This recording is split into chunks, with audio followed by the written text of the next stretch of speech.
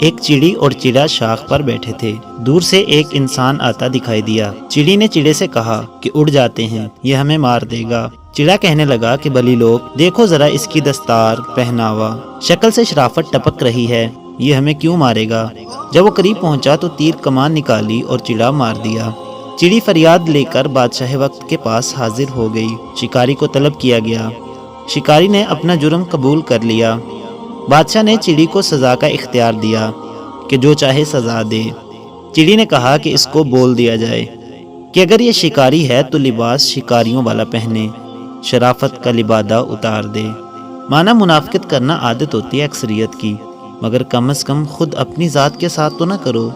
خود کے لیے تو کم سے کم وہ رہو جو تم اصل میں ہو۔